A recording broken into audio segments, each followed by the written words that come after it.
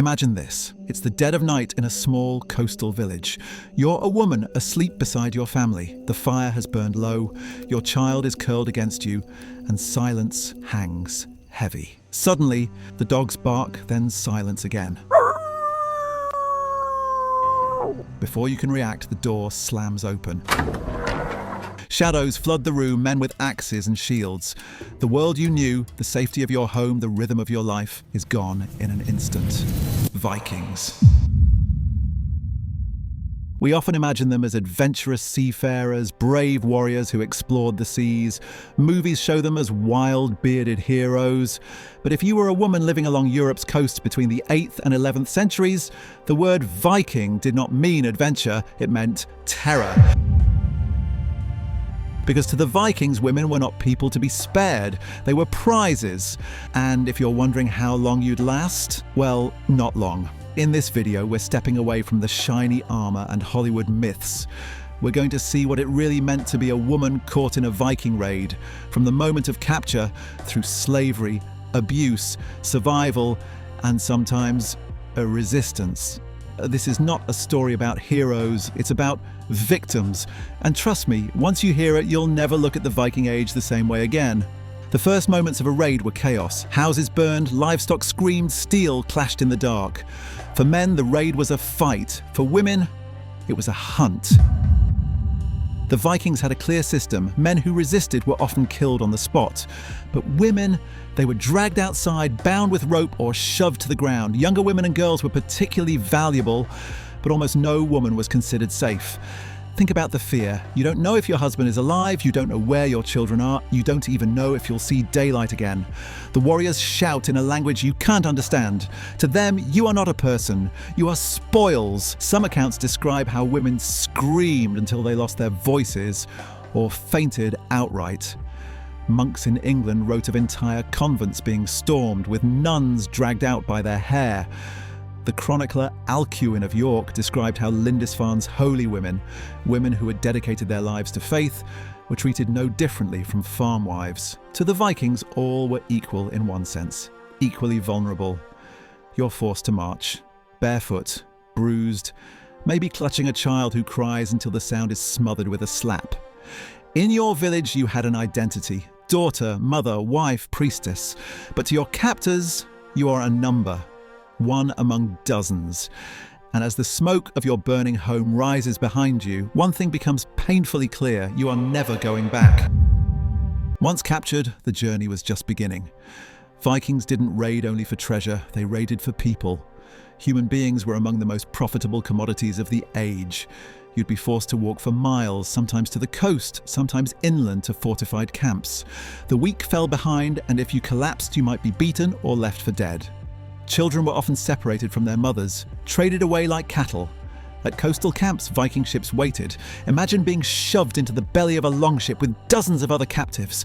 The smell of sweat, blood, and fear hangs thick in the air. Chains rattle. Some women whisper prayers, others sit in shock, eyes vacant. The sea voyage could last weeks, and sickness spread quickly. Many died before reaching the next port. And if you survived, you'd face the slave markets. Dublin, Hedeby, Birka, even Constantinople. Viking networks stretched across Europe and into the East. Women were displayed for sale, judged by age, appearance, and health. Traders didn't see humanity.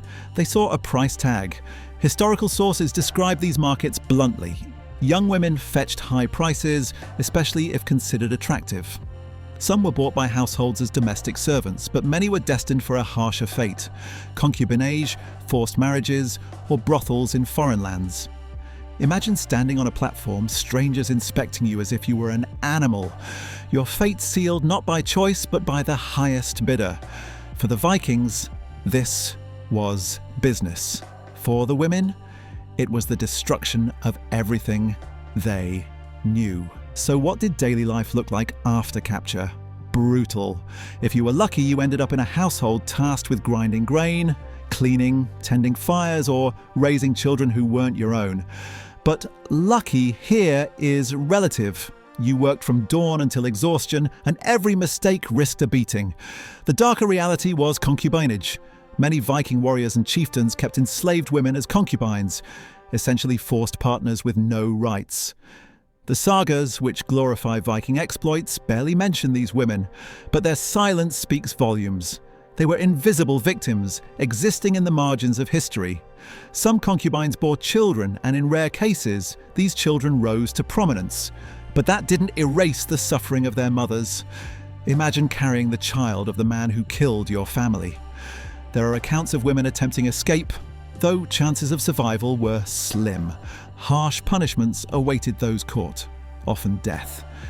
And yet, despite all of this, many endured. Not because they wanted to, but because survival was their only option.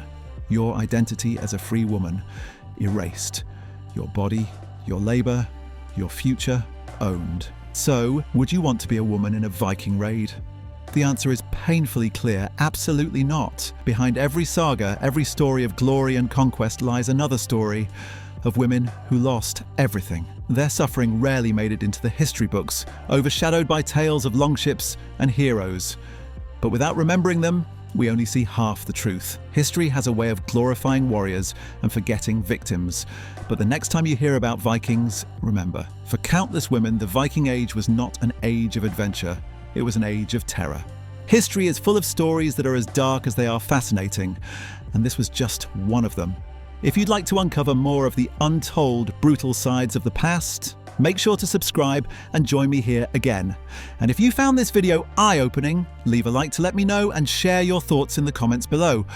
I'd love to hear what you think. Until next time, stay curious and remember, the past is never as far behind us as we think.